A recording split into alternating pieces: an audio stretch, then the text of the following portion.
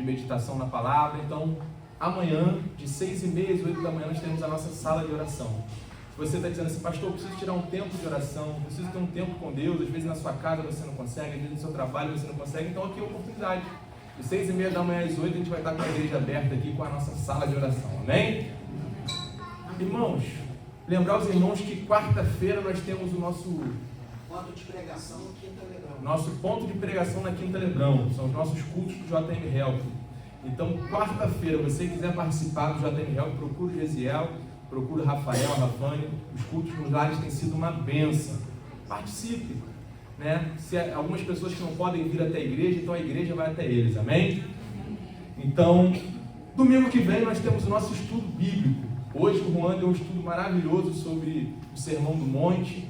Quem estava aqui foi abençoado por uma palavra, e é lindo que nós vemos que a palavra do Senhor se renova, né? Nós estamos fazendo essa caminhada do Sermão do Monte nas pregações e no estudo, e hoje o Juan trouxe um estudo de um texto que a gente já tinha até pregado, mas foi uma perspectiva totalmente diferente, uma aplicação diferente, e Deus falou conosco. Quem tem participado do estudo bíblico tem sido bênção. Então, se você quer mergulhar na palavra de Deus, se você quer aprender mais da palavra de Deus, eu tenho dito que é sempre um desafio para a igreja ser uma igreja bíblica. Então, venha domingo às 9 horas da manhã no nosso estudo bíblico. 10h30 já está terminando. Então, é um momento precioso para você aprender a palavra de Deus. Amém? E domingo que vem, nós temos o nosso culto de missões. Será o nosso primeiro culto de missões. Todo quarto domingo será o culto de missões. Nós teremos conosco o pastor Sérgio, que foi missionário na Guiné-Bissau. Vai trazer uma palavra aqui para a gente abençoada. Nós faremos um momento de ofertório também, direcionaremos para missões. Tem sido um desafio para a igreja manter os seus missionários. Não sei se você viu, mas há 2 semanas atrás, 200 cristãos foram mortos na Nigéria, por um grupo chamado Boko Haram. 200 cristãos mortos por pregar a palavra de Deus, por se reunir. E nós vivemos em um país em que nós temos liberdade religiosa. Eu estava falando com o Juan hoje, quando a gente estava vindo, né, que eu estou escrevendo um artigo sobre a igreja de Laodiceia e uma aplicação para a igreja contemporânea. E eu falei com o Juan que a igreja movimenta milhões por mês. Cerca de 61 milhões que a igreja movimenta em dinheiro. E a respeito disso, cada pessoa do Brasil oferta em média 30 centavos por mês em missões. Missionários nesse momento estão passando necessidade. Então nós que vivemos num país que nós temos essa liberdade religiosa, que nós possamos ser uma igreja que fala de missões, que investe em missões. Então semana que vem nós estaremos falando disso, de missões. Amém, igreja? Aleluia. E como eu coloquei lá no grupo, dia 19 de julho será a nossa festa da roça. Amém? Amém. Todo ano é bênção a nossa festa, né? A gente se diverte, é um momento de louvor, a gente faz uma fogueira, canta um louvor ali maravilhoso, né? Os irmãos soltam a voz, aqueles que não mostram o talento na igreja, lá na festa mostram.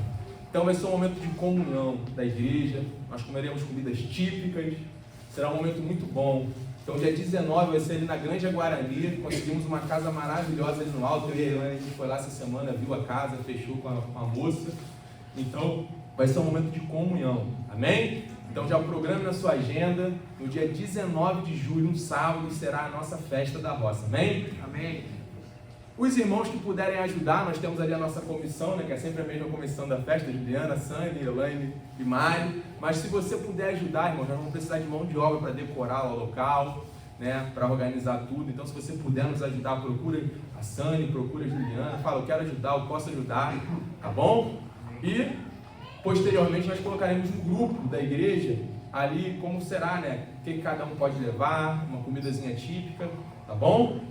E nós sempre damos as opções. Amém. Amém? Quantos estão felizes? Amém. Quantos vão na festa da roça? Dê um forte aplauso ao Senhor. Aleluia. Irmãos, antes de entrar na pregação, gostaria de ter mais um momento de louvor. Queria convidar a igreja a ficar de pé. Queria chamar aqui nosso irmão Sofonias. Que você possa fazer dessa canção a sua oração nesse momento que precede a nossa palavra. Cumprimento a igreja com a paz do Senhor, amém? Amém. Vamos adorar juntos.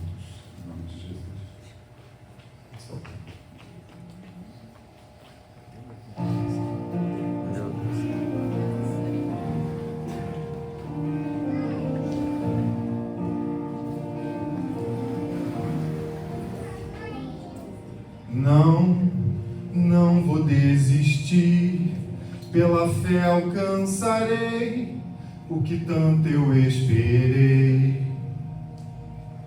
Minha mente diz que não, mas meu coração diz que sim, é possível. Eu sei, Jesus está aqui,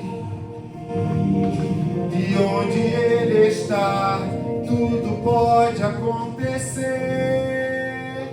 Eu vou pisar na terra de milagres. Quanto tempo eu esperei, chegou a minha vez.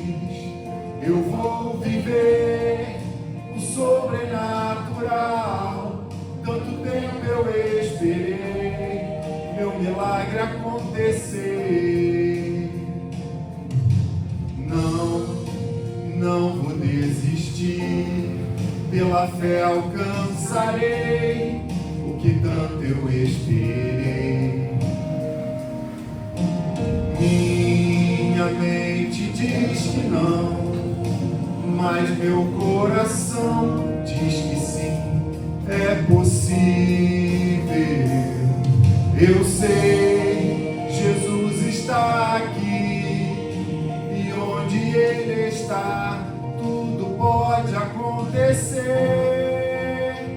Eu vou pisar na terra de milagres. Quanto tempo eu esperei, chegou a minha vez. Eu vou viver o sobrenatural. Tanto tempo eu esperei, meu milagre acontecer.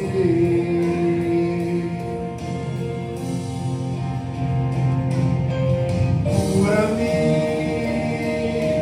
sara-me e restitui tudo que perdi.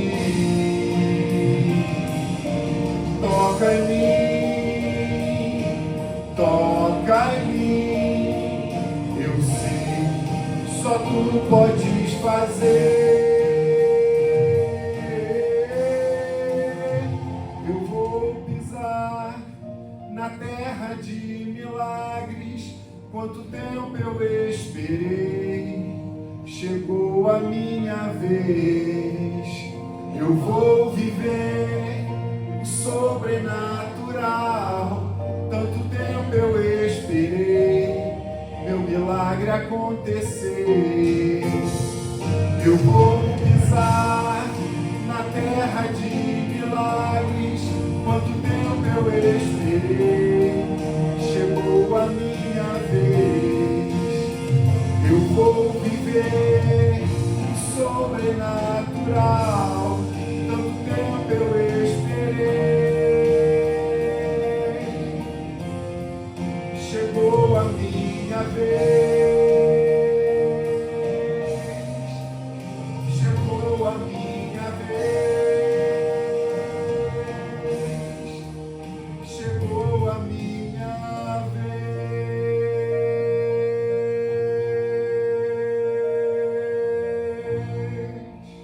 Amém.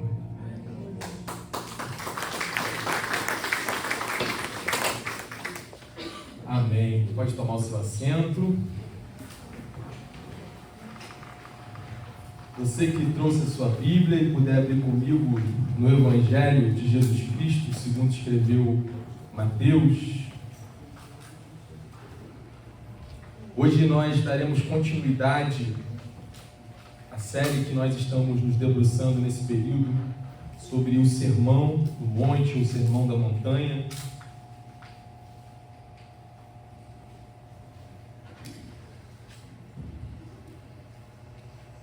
Na semana passada nós falamos sobre, na semana retrasada, na verdade, nós demos início à nossa série e nós falamos, a princípio, sobre o primeiro versículo, que diz que os discípulos e as multidões estavam ali. Jesus subiu ao monte, seus discípulos se aproximaram dele, e nós falamos ali nesse momento a característica de um discípulo, que o discípulo é aquele que se aproxima de Jesus e aprende de Jesus. O discípulo é aquele que tem um coração ensinável. E depois nós entramos nas bem-aventuranças. Nós sabemos que as bem-aventuranças, elas significam mais que feliz, significa felicidade. E nós falamos que não há felicidade plena longe de Jesus. E ali nós demos início à primeira bem-aventurança, que é os pobres de espírito. E nós falamos que pobre de espírito não remete a uma pobreza financeira. Não é isso que o texto está dizendo. Mas pobre de espírito remete a uma pessoa que entende que não há nada nela que a faça ser merecedor do amor de Deus. Não há nada nela que a faça barganhar diante da misericórdia de Deus, não. Mas pobre de espírito é uma pessoa que reconhece que ela depende totalmente de Deus. Não há nada em nós que nos faça merecedor, não. Nós nascemos no pecado, mas pela misericórdia do Senhor, pelo seu amor, nós alcançamos uma redenção, nós alcançamos misericórdia. Então é um fator essencial da nossa trajetória nós entendermos que nós dependemos totalmente de Deus. Nós dependemos exclusivamente de Deus. Não é na força do nosso braço, não é do nosso jeito, mas é de acordo com aquilo que Ele tem para nós. E é curioso que as bem-aventuranças, elas falam de felicidade. Bem-aventurado, que significa feliz. E é curioso que talvez hoje o ser humano ele busque de todas as maneiras ser feliz. Inúmeras pessoas buscam talvez em dinheiro, em riqueza, em bens materiais, em passeios, em entretenimento, eles buscam a felicidade. Mas muitas vezes na busca por essa felicidade, o que chega no final é uma solidão, é um vazio. Porque a nossa geração, ela resumiu felicidade não a algo que se vive, mas a algo que se mostra. A nossa geração resumiu felicidade não a algo pleno, algo que nós vivemos, mas sim a algo que nós apresentamos. Nós buscamos hoje uma falsa felicidade de mostrar para as pessoas que nós somos felizes. Nós hoje criamos um personagem nas redes sociais e ficamos ali alimentando aquele personagem. As pessoas postam a todo tempo coisas na rede social e é curioso que nunca vi ninguém postar assim: estou me sentindo triste. Alguém já viu isso? A pessoa posta e bota aquela carinha, se sentindo feliz, me sentindo pleno. Porque nós queremos mostrar para as pessoas que nós estamos felizes. Quando na verdade muitas vezes o que sobra é vazio, é tristeza. Hoje nós vamos em um jantar com a nossa família, a nossa preocupação não é curtir, comer aquela refeição maravilhosa, sentir aquele sabor, curtir aquela comunhão, mas a nossa preocupação muitas vezes é mostrar, tirar uma foto: olha, estou no restaurante, para mostrar para as pessoas, em busca de vender, de apresentar uma felicidade. Nós resumimos a felicidade a muito pouco. Vivemos uma falsa felicidade que se vai muito fácil, uma felicidade líquida, que se desfaz facilmente. Quantas pessoas hoje começam a enfrentar crises? Há pouco tempo atrás eu vi um garoto que ele trabalha com comédia, comediante, e ele foi eleito a pessoa mais influente do Brasil em um ano. Milhões e milhões de seguidores. E de repente aquele garoto começa a enfrentar uma depressão, uma ansiedade. Em uma entrevista ele diz que ele se sente sozinho. O que ele sente é solidão. Ele não se sentia feliz. Cercado por uma multidão, milhões e milhões de seguidores, mas a despeito desses milhões de pessoas ele estava sozinho. Sem felicidade. Seguidores, dinheiro, mansão, fama, carros, viagem. Será que isso resume a felicidade?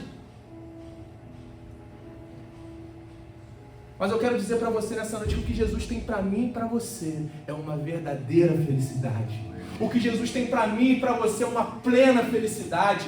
É uma felicidade que o mundo não vai te dar. É uma felicidade que os bens, as riquezas, os tesouros dessa terra não vão te dar, mas você só vai encontrar em Jesus. Porque, como eu sempre falo, há um vazio dentro de nós que só Jesus pode suprir. Há uma busca em mim e em você por significado, por felicidade que nós só vamos encontrar em Jesus. Nada nesse mundo pode suprir esse vazio que tem dentro de você, mas somente Jesus pode suprir esse vazio dentro de você. Porque essas felicidades que o mundo muitas vezes prega e o mundo procura, elas se vão facilmente. Mas o que Deus tem para você é algo pleno, é algo sólido, é algo que você não vai encontrar nos tesouros dessa terra, mas Ele tem reservado para você algo pleno, algo do céu. E é disso que as bem-aventuranças vão falar. A felicidade segundo a Bíblia não é a felicidade segundo o mundo. A felicidade aos olhos de Deus não é a felicidade aos olhos do mundo. Existem muitas pessoas que são felizes aos olhos do mundo, mas são tristes aos olhos de Deus. E tem muitas pessoas que aos olhos do mundo são tristes, mas aos olhos de Deus elas são felizes. Porque a perspectiva bíblica de felicidade é diferente desse mundo.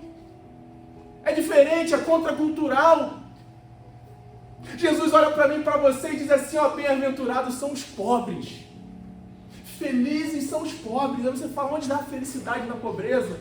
Mas Jesus não está falando de pobreza financeira, não. Ele está falando daquele que reconhece que não há nada em si que possa fazer merecedor do amor de Deus, mas esse amor de Deus é tão pleno, é tão maravilhoso, que esse amor nos alcança, mesmo nós não merecemos. É por isso que o apóstolo vai dizer que o amor de Deus, ele nos constrange. Não merecemos, mas a graça, favor imerecido.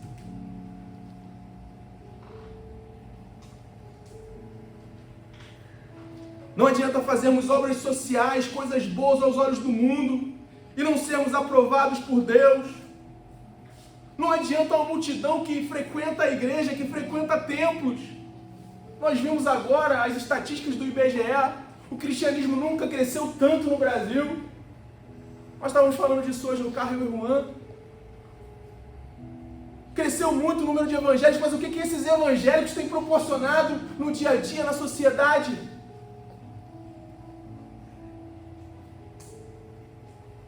O que é ser igreja de fato e de verdade? Porque há muito nos números da igreja, a igreja cresceu. Mas o que é ser igreja de fato e de verdade? Mais de 80% da população brasileira é cristã, católico e evangélico. Mas o que esses 80% tem feito para melhorar a vida das pessoas, para levar o evangelho? É por isso que o Sermão do Monte vai falar de caráter. Felicidade está intrinsecamente ligado a caráter. O que é ser igreja de fato e de verdade, irmão? Porque 12 homens mudaram o mundo. E nós, sendo 80% da população brasileira, nós não fazemos cosquinha no Brasil. Porque nós movimentamos milhões por mês nas igrejas. Mas tem pessoas no nosso tempo passando fome. Eu estava falando com o Juan hoje, que são uma matéria na Forbes, que 5 pastores de igrejas grandes, não vou citar o nome, só eles somam mais de 3 bilhões em fortuna. O que a igreja movimenta em um ano seria capaz de acabar com a fome no Brasil em um ano. Mas o que tem faltado para nós, para sermos essa igreja de fato e de verdade? O que falta para nós é entender aquilo que Jesus ministrou aos nossos corações. O que falta para nós é entender o Sermão do Monte, quando Jesus está falando de caráter, de felicidade. Felicidade está ligada a caráter.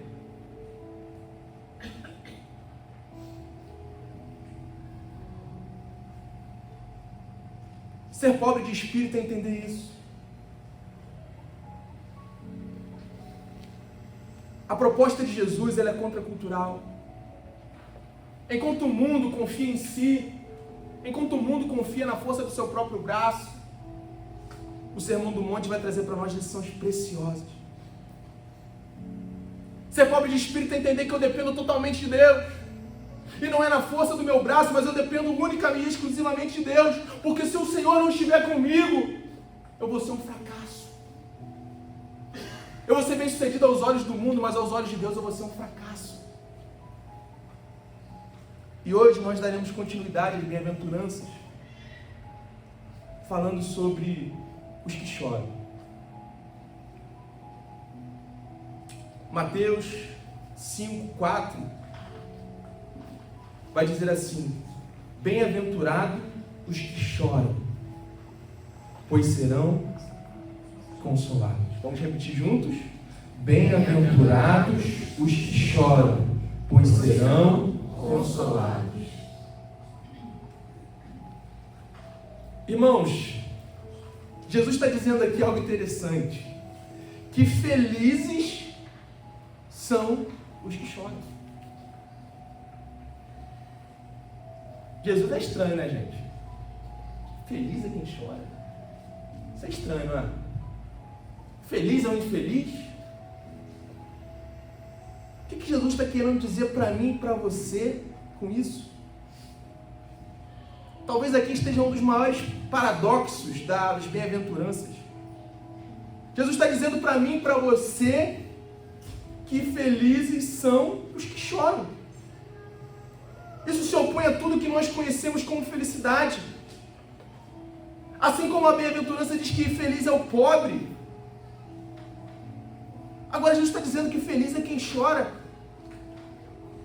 E o mundo olha para essa afirmação quando ela busca felicidade, e talvez eles pensem que isso é ridículo, porque feliz é quem vive sorrindo. Feliz é quem posta na rede social um vídeo lá, eu estou me sentindo muito feliz. Mas Jesus está indo contra a cultura, ele está dizendo para mim e para você que feliz é quem chora.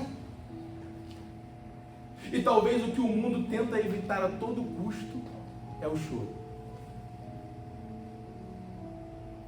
A nossa vida, toda a estrutura da sociedade, toda a busca por prazer, seja na bebida, na droga, seja nas distrações, nas diversões, seja no prazer mundano, tudo que a sociedade tenta a todo custo é evitar o choro, evitar a tristeza, evitar a dor. Por isso que é contracultural. Mas Jesus está dizendo para mim e para você que feliz é quem chora. Como pode ser feliz quem chora, pastor? O que Jesus está querendo dizer com isso? Quantas pessoas estão chorando nesse momento no leito do hospital? Quantas pessoas estão chorando nesse momento por uma crise na família? Quantas pessoas estão chorando nesse momento por uma doença? Quantas pessoas estão chorando nesse momento por desemprego, por crise financeira? Quantas pessoas estão chorando nesse momento em Israel, no Irã, em Gaza? Quantas pessoas estão chorando, irmãos? Nós sabemos disso. Inclusive, nesse momento, nós estamos aqui cultuando. E quantas pessoas estão chorando aqui? Mas eu quero destacar, irmãos, que Jesus não está falando aqui desse tipo de choro. Jesus não está falando de um choro que nós choramos quando nós perdemos alguém, de um sentimento devido a uma perda, não. Mas Jesus está falando de um choro espiritual. Ele está falando de um choro diferente. E que choro é esse então, pastor? É o choro diante das nossas próprias culpas. É o choro diante das nossas próprias fraquezas. É o choro diante da nossa condição de pecador. É o choro de alguém que se quebranta diante de Deus.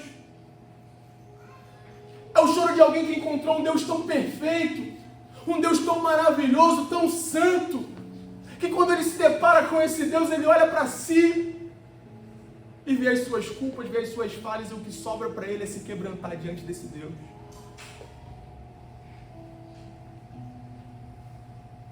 É a tristeza de alguém que começa a reconhecer a escuridão do seu pecado.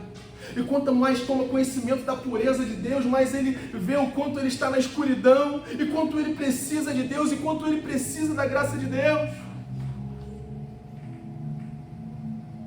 Irmãos, todos nós pecamos. O pecado nos assombra desde que nós nascemos. Não é à toa que o salmista vai dizendo: o pecado me concebeu minha mãe. Se nós pensarmos, amanhã eu não vou pecar mais, ninguém consegue, já é pecar só pensar nisso. O pecado assombra a nossa história. Mas a pergunta que fica é: quanto de nós choramos pelos nossos pecados?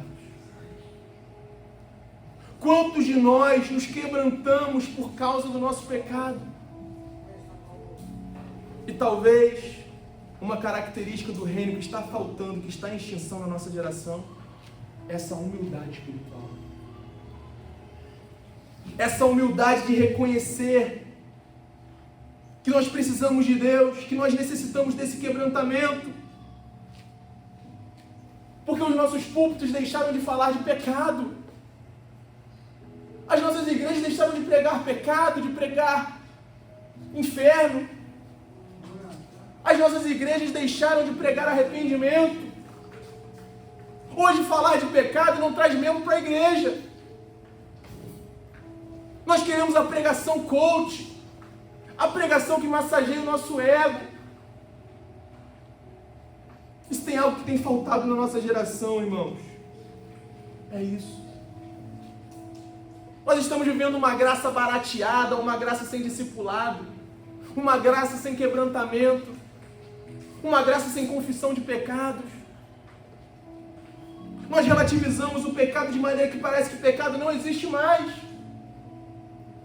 De que nós somos o suprassumo do Evangelho, o suprassumo da espiritualidade, que nós não dependemos nem de Deus mais.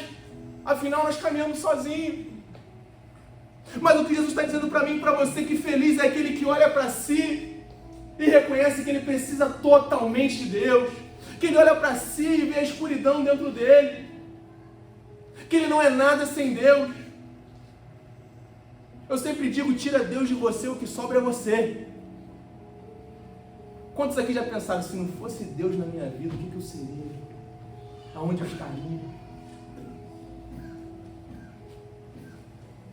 D.A. Carson, ele vai dizer algo muito interessante. Ele diz que a maioria de nós prefere simplesmente condenar. Nós somos muito bons em apontar o dedo para o outro e falar: olha, você está aí assim, você está assim. Nós pegamos lá Mateus 23, quando Jesus está ali julgando, falando dos fariseus, e nós pegamos isso e vamos com Jesus ali apontando o dedo. Mas quando chega no final do capítulo, quando ele começa a chorar, e ele diz: Jerusalém, Jerusalém. Aí nós não queremos isso, nós não queremos o choro. Nós somos muito bons em apontar o dedo, indicador, mas pouco em apontar o dedo polegar, porque ele volta pra gente. E alguém que não consegue fazer um exame de si, esse alguém não encontrou o Evangelho verdadeiro. Sabe uma conclusão que eu chego, irmãos? Que a nossa falta de consciência do pecado, a nossa falta de convencimento do pecado, não é porque nós estamos livres do pecado, não, mas é porque nós estamos longe da luz. Porque quanto mais perto eu estou da luz, mais eu vejo a escuridão que há em mim. Quanto mais eu me afasto da luz, menos eu vejo aquilo de ruim que está em mim. Quanto mais perto você estiver de Deus, mais humano você vai se sentir, mais falho você vai se sentir. Porque Isaías, no capítulo 6, quando ele tem um encontro com Deus, quando os céus se abrem, e ele vê aquela glória esplendorosa, a ponto dos serafins tamparem o seu rosto diante da glória de Deus, quando ele chega diante daquela luz maravilhosa, ele diz assim: ai de mim, pois sou um homem de impuros lábios, e habito no meio de um povo de lábios impuros. Quanto mais perto eu estou de Deus, mais eu reconheço que eu dependo dele. Porque a santidade dele nos constrange. E talvez o que falta para mim e para você seja o dom das lágrimas. Seja o dom de olhar para os nossos pecados e ter a consciência deles, e isso nos levar a chorar. E eu gostaria de perguntar a você nessa noite: há quanto tempo você não chora pelos seus pecados?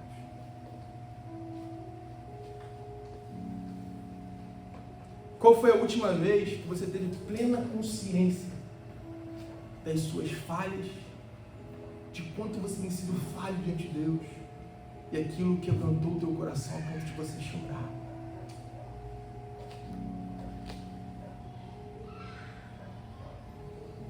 Você já ficou escandalizado com você? Já viveu isso? De você olhar para você e falar assim: nossa, estou tentando melhorar, mas eu não consigo. E aquilo doer em você porque você tenta melhorar, mas você não consegue. Há quanto tempo você não chora mais pelo seu pecado? Há quanto tempo você não olha para você, a escuridão que há dentro de você, e você vê que reconhece que você precisa mais dele, que você depende dele? O pastor Hernando Dias Lopes, ele diz algo interessante. Ele diz que assim como um bebê, quando ele nasce, ele precisa chorar. Quando nós nascemos de novo, nós precisamos também chorar. E se está faltando choro, é porque tem faltado novo nascimento. Qual foi a última vez, por exemplo, que você viu alguém chorando na igreja? Não estou falando de chorar de emoção, não, irmão. Estou falando de chorar diante daquilo que Deus é e daquilo que Deus representa para nós. Está faltando esse quebrantamento em nós. Nós estamos muito litúrgicos, muito práticos. Nós estamos fazendo muito, mas o que tem faltado para nós é ter um relacionamento com Deus, é chegar perto dele, é chegar perto dessa luz, a ponto dele iluminar a nossa vida, e nós vemos o quanto escuro há dentro de nós, e nós precisamos cada vez mais estar perto dele, porque nós dependemos dele.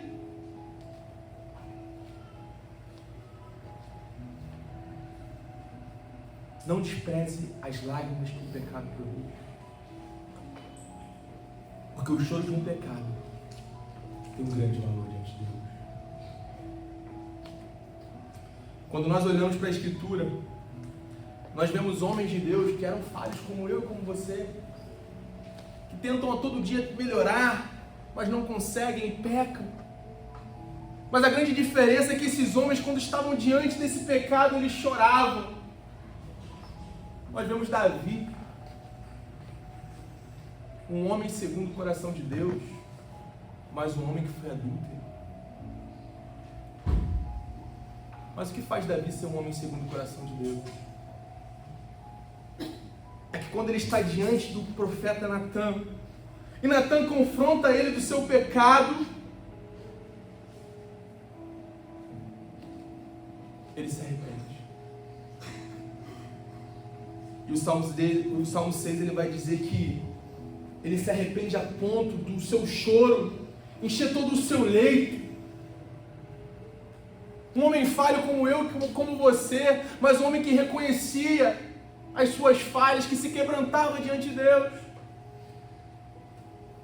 Quando eu vejo o apóstolo Paulo, lá em Romanos 7,19, ele vai dizer: olha, o bem que eu quero fazer eu não faço, e o mal que eu não quero cometer eu acabo cometendo. Mas ele olha para si e diz assim: miserável homem que sou.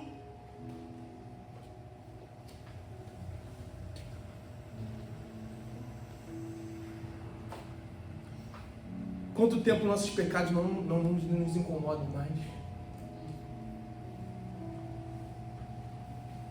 Esses homens, eles olhavam para o seu pecado e isso incomodava eles. Eles reconheciam que eles precisavam se quebrantar diante de Deus, que eles precisavam confessar os seus pecados, que eles eram falhos, mas eles precisavam de Deus a cada dia.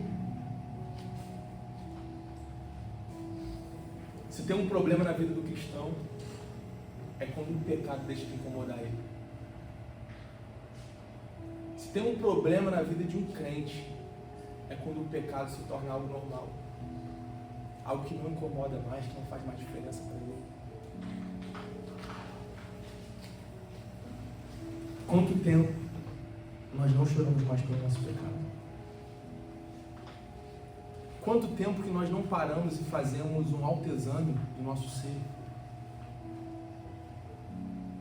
Daquilo que nós estamos fazendo, que muitas vezes tem entristecido o coração de Deus, indo contra a santidade de Deus.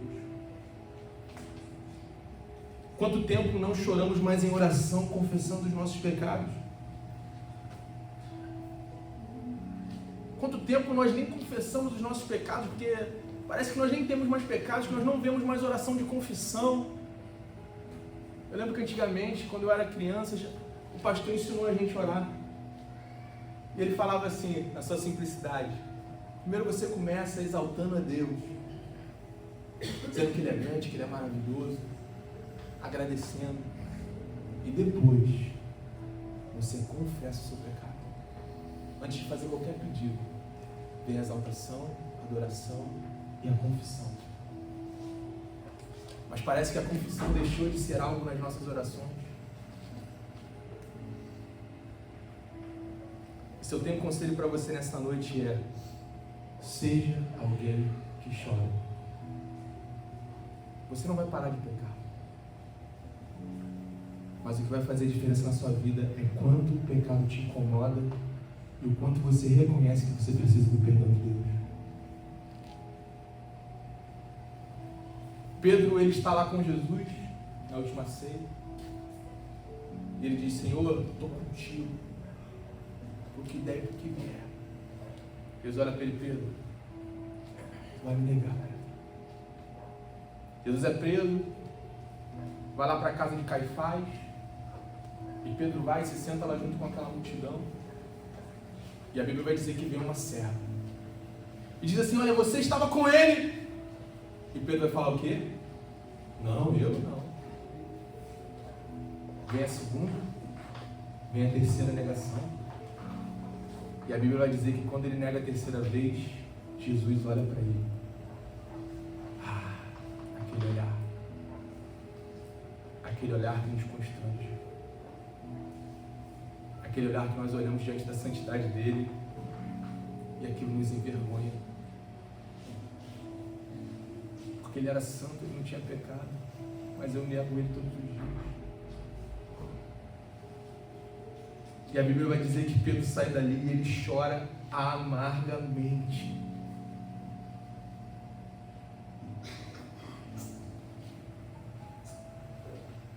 Pedro chorou amargamente. Será que nós temos chorado?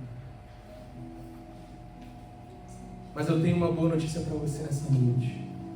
Quantos gostam de boa notícia? Amém. Amém. É isso que é evangelho, né? A palavra evangelho significa boa notícia. A junção de duas palavras no grego, evangelion, boa notícia. Evangelho é isso, é boa notícia. Chorar pelo pecado não é ficar preso na culpa, mas é ser alcançado pelo perdão. Nós não choramos somente para ficar preso na culpa, mas quando nós choramos, nós somos alcançados pelo perdão de Deus.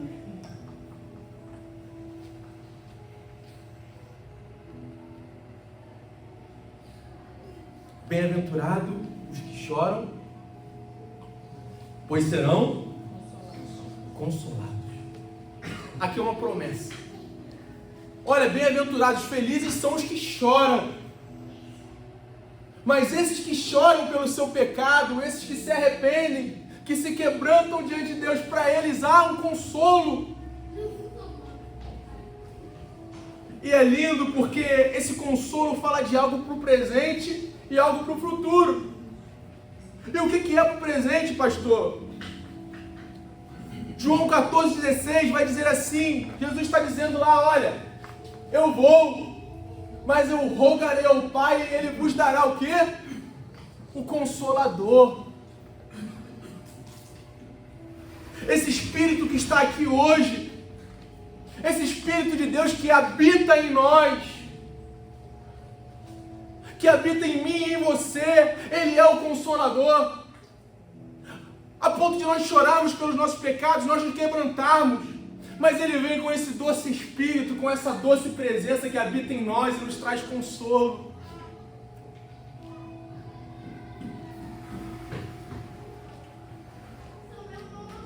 Pastor, então eu tenho que chorar e ficar me martirizando, ficar em um luto eterno pelo meu pecado? Não.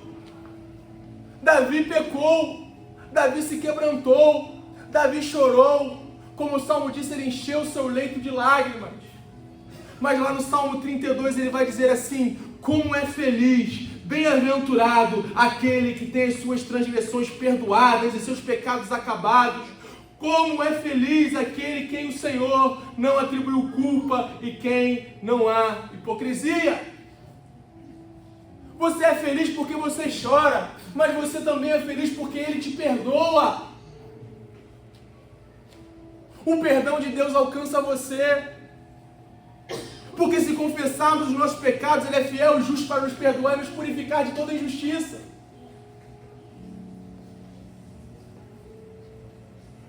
Em outras palavras, meu irmão,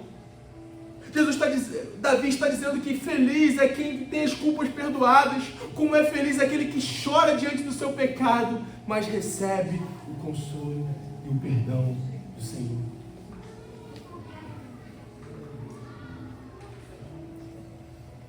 Sabe por quê, irmãos? Porque onde abundou o pecado, superabundou a graça. Você e eu, nós somos pecadores, nós pecamos, nós erramos. Mas quando nós confessamos esse pecado, quando esse Espírito nos convence disso, quando nós nos quebrantamos, esse amor, essa graça nos abraça e nos perdoa. Para quê, pastor? Para você ser livre de culpa. Para você ser livre. Seja livre da culpa. Seja livre do remorso. Seja livre daquilo que traz todo dia tentando apontar o dedo para você e dizer que você não é merecedor. Talvez erros que você cometeu no passado que tem te assombrado, trazendo culpa, trazendo um remorso para a sua vida. Seja livre disso. Sabe por quê, irmãos? O único que poderia te condenar, o único que não tinha pecado, que não errou, aquele que era perfeito, um homem perfeito, sem mácula, Ele não te condenou. Ele decidiu te absolver, Ele decidiu te perdoar, Ele decidiu te amar. Seja livre de culpa, seja livre de remorso. Bem-aventurados os que choram, não os que choram de remorso, não os que choram de vingança, mas aqueles que choram de arrependimento, pois esses foram abraçados pelo perdão de Deus. Quando eu e você nós choramos diante de Deus, quando eu e você nós nos quebrantamos, quando nós rasgamos o nosso coração diante de Deus, nós confessamos as nossas culpas, Ele vem com esse amor maravilhoso e nos abraça. E como é bom ser amado por Deus, irmão. Como é bom ser amado por Deus. Você tem noção do que é isso, você ser amado por Deus? Tem uma frase de Agostinho de Hipona que eu sempre falo: você quer saber o seu valor? Olhe para a cruz, você vale um Deus crucificado. Muitas vezes o mundo tenta dizer para você que você não tem valor, tenta jogar culpa para cima de você, mas eu quero dizer para você que você tem valor. Você vale um Deus crucificado. Deus morreu por você, Deus amou você, foi até o fim, deu a última gota de sangue por você. E se você recebe isso, dê um forte aplauso ao Senhor.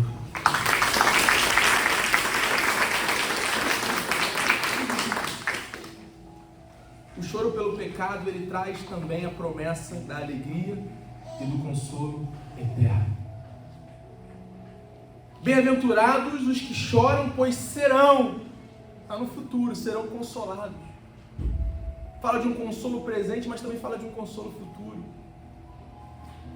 Aqui, Jesus está dizendo que há um valor na lágrima, Há uma promessa para aqueles que choram. As lágrimas de um cristão têm valor. Deus não despreza as nossas lágrimas. Ele não despreza o nosso choro. Há um consolo para aqueles que choram, e esse consolo é Jesus. Quando você chora pelo seu pecado, hoje, você está prevenindo de chorar amanhã no inferno. Quem chora hoje pelo pecado, está prevenindo de chorar amanhã pelo inferno. Porque lá no inferno vai ser choro e ranger de dentes. Mas o pior não é isso, o pior é que lá não há consolo. Mas se você chorar hoje, aqui tem alguém que te consola. É melhor chorar hoje do que chorar aonde não há consolo. Esse choro de hoje, ele pode durar uma noite, mas o que vem pela manhã? Alegria. Deus, ele enxugará todas as nossas lágrimas. Quem chora hoje pelo pecado tem as suas lágrimas enxugadas. Não há consolo ou alegria que se compare com a que Deus nos dá. Porque Deus, ele troca o pano de saco, de lamento em veste de louvor, as cinzas de luto em óleo de alegria. As lágrimas, elas são sementes que regam a terra para uma nova história. É lindo quando nós estudamos as histórias dos avivamentos. Quem aqui já estudou as histórias dos avivamentos? É lindo, não é, irmão? Maravilhoso. E é lindo porque geralmente as igrejas estão reunidas, como nós estamos aqui, seguindo a sua liturgia, seguindo ali a sua agenda. Mas de repente, começa a vir uma consciência do seu pecado. E quando vem essa consciência do seu pecado, começa a vir um choro, começa a vir um arrependimento, começa a vir um quebrantamento. E quando vê aquela congregação está chorando, diante da sua condição humana, diante do seu pecado, e de repente, o Senhor vai limpando, Ele vai tirando tudo aquilo que não provém, tudo aquilo que faz mal, e aquele choro vai regando, vai tirando tudo que é ruim, e de repente vem o Espírito Santo. E quando vem o Espírito Santo, acontece o avivamento.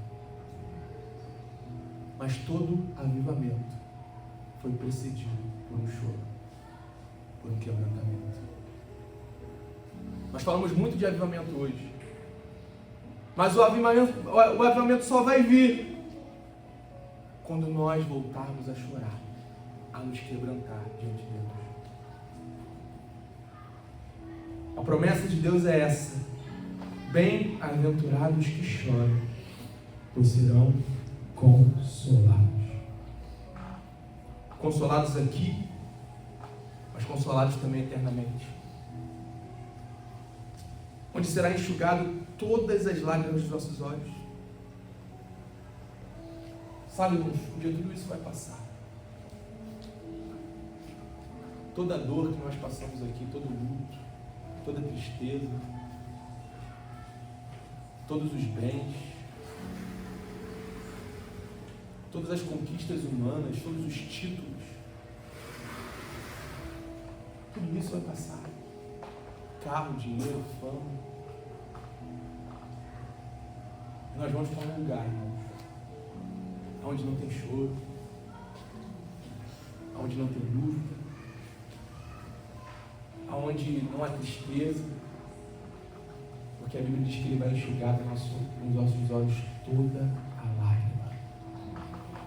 Nós estaremos reunidos com Ele em um lugar onde vai ser a melhor música, o melhor ambiente, a melhor comunhão. E vão se passar anos e anos e nós vamos conhecer a Deus e não vai esgotar esse conhecimento.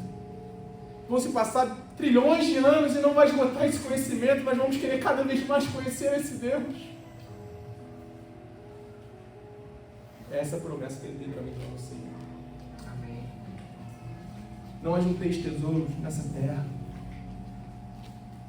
onde a ferrugem corrói, onde o ladrão rouba, mas ajunteis tesouros nos céus. Bem-aventurados os que choram. Os que choram pelo seu pecado, os que confessam as suas culpas, porque esses serão conservados aqui e receberão o consolo eterno, onde Ele vai enxugar todas as lágrimas dos nossos olhos. O projeto de Deus para a sua vida é fazer você feliz. O projeto de Deus para cada uma pessoa que está aqui nessa noite é fazer você feliz. Mas não é com a felicidade humana, mas é uma felicidade plena. Ele quer que você seja plenamente feliz, porque na presença do Senhor há uma mudança de alegria, e você desfrutará disso por toda a eternidade, sem nenhuma dor, sem nenhuma tristeza, sem nenhuma lágrima. Mas antes disso, nós precisamos voltar ao primeiro amor. Nós precisamos voltar para aquele lugar em que nós reconhecemos que Deus é tudo que nós temos. Aquele lugar em que nós chorávamos e que nós falávamos: Senhor, eu dependo totalmente de Ti. Senhor, tudo isso, tudo aqui, ó, não é nada. Davi foi um rei muito próspero. O rei que conquistou tudo que Davi conquistou. Mas o segredo de Davi é que ele olhava para toda aquela riqueza, tudo aquilo que ele tinha, e ele falava assim: Senhor, eu não possuo outro bem, não possuo outra riqueza além de Ti. O Senhor é tudo que eu preciso. Tudo isso aqui, Senhor, não é nada. Eu preciso somente de Ti. Você pode ter tudo desse mundo, mas se você não tiver Deus, você não tem nada. Você pode ter todo o bem, toda a riqueza, mas se você não tiver Deus, você é pobre. E Ele está nos convidando a voltar para esse lugar. Esse lugar que a única coisa que importava era ficar na presença dEle. Em que nós chorávamos pela nossa condição, pelo nosso pecado, diante da santidade de Deus. Que nós ficávamos constrangidos. Senhor, eu quero ser melhor. Me ajuda, Senhor. O convite dele para mim, para você nessa noite, que nós possamos voltar a chorar. Voltar para esse lugar que a única coisa que importava era estar na presença dele, aos pés dele. Nós estamos nos contentando com tão pouco. Com coisas que o vento vai levar. Quando ele tem para nós a eternidade. Eu quero convidar você a ficar de pé nessa noite.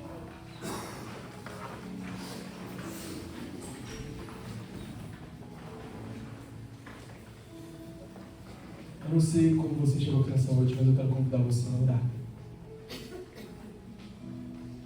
Eu não sei quanto tempo tem que você não chora mais diante de Deus, quanto tempo que você não confessa mais os seus pecados,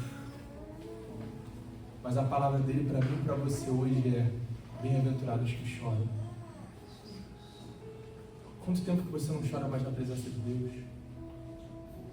Quanto tempo que você não fala: Senhor, eu sou dependente somente de Ti, Senhor? Ele nos convida nessa noite a voltarmos para esse lugar de dependência dele. A sermos como Davi, que diz assim: Senhor, eu não possuo outro bem além de Ti, Senhor, Tu és o que eu tenho de mais importante na minha vida, Senhor. Porque tudo que somos, tudo que temos é o Senhor que nos dá. Começa a orar nessa noite, fala com Deus, fala a sua oração. E o Pedro, para aumentar um pouco o fundo, eu quero dar a oportunidade de você orar. Do seu jeito, da forma que você quiser. Se você quiser se ajoelhar, se você quiser ficar de pé. Mas hoje à noite nós voltarmos a chorar na presença de Deus. Hoje à noite nós voltarmos para esse lugar que nós nunca deveríamos ter saído. Esse lugar onde a única coisa que importa é estar na presença dele. Não importa quem está do seu lado, quem está à sua direita, quem está à sua esquerda, é o seu momento com Deus.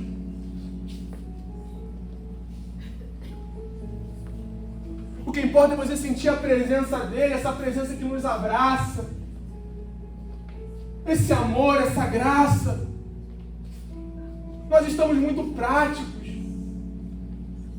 Mas a Bíblia diz que o que Ele não resiste é um coração quebrantado e contrito. Não é o que eu canto, não é o que eu prego, não é a minha performance, não. O que Ele não resiste é um coração quebrantado e contrito diante dEle. Ô Senhor, nos ensina, Senhor, a voltar para esse lugar, Pai. Esse lugar, Pai, onde nada mais importa se não está na Tua presença, Senhor. Ô Senhor, quantas vezes nós não damos importância a esse lugar, Senhor. Quanto tempo nós não choramos mais, ó Pai.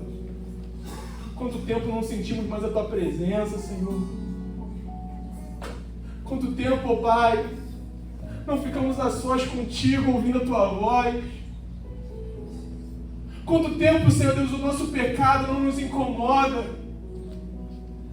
Quanto tempo nós não nos quebrantamos diante do Senhor, ó Pai. Ô Senhor Deus, perdoa as nossas falhas, Senhor.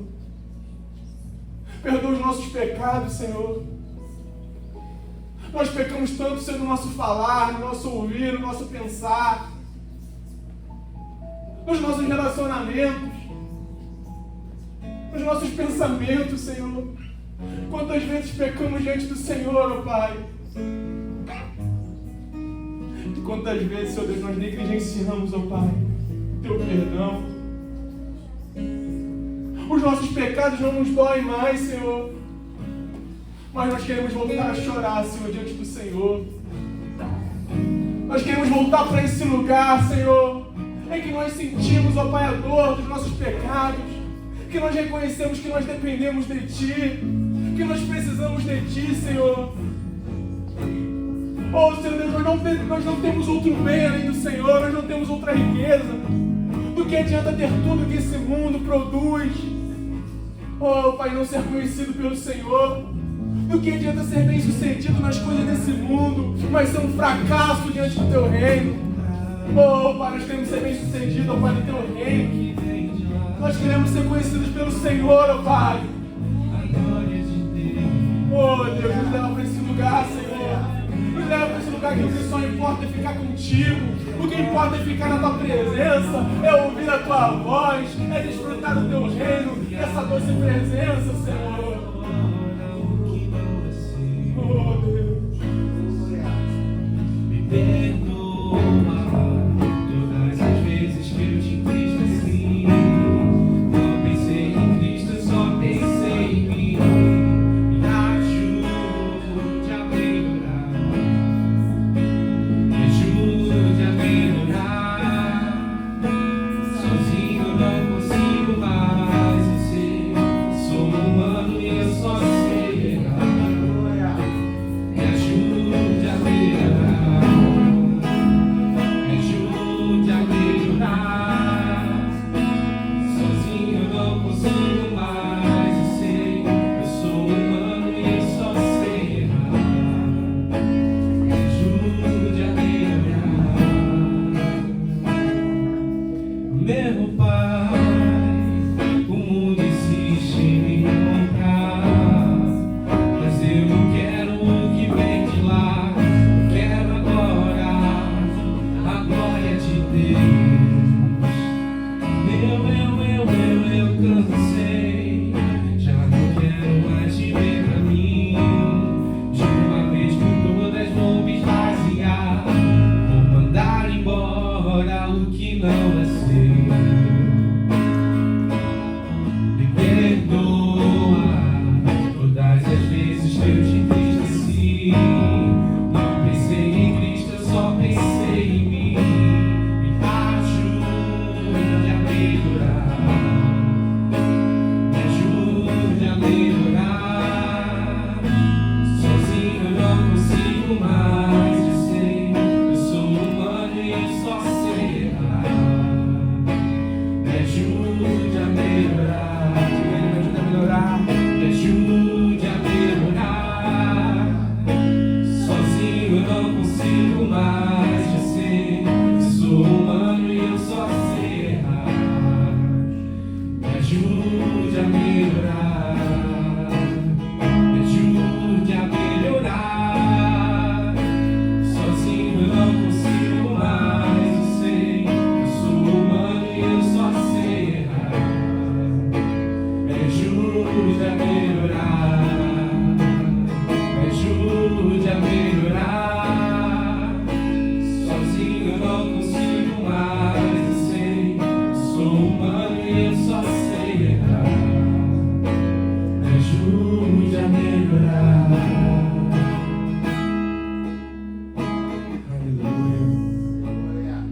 ajude a melhorar, Senhor.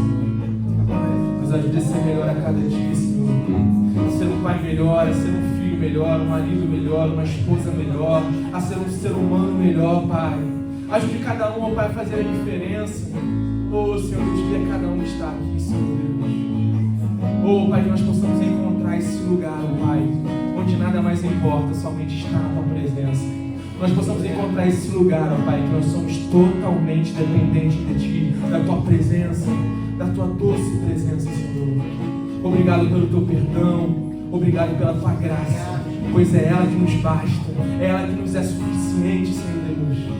Oh, Senhor Deus, obrigado. Dê um forte aplauso ao Senhor por Deus.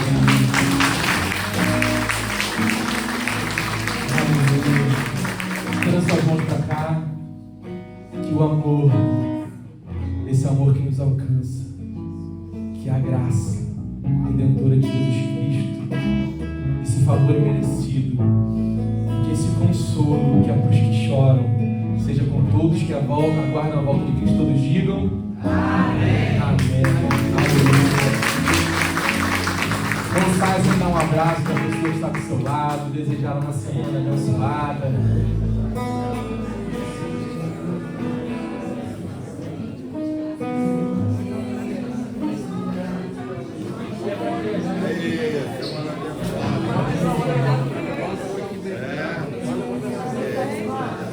Ajude a melhorar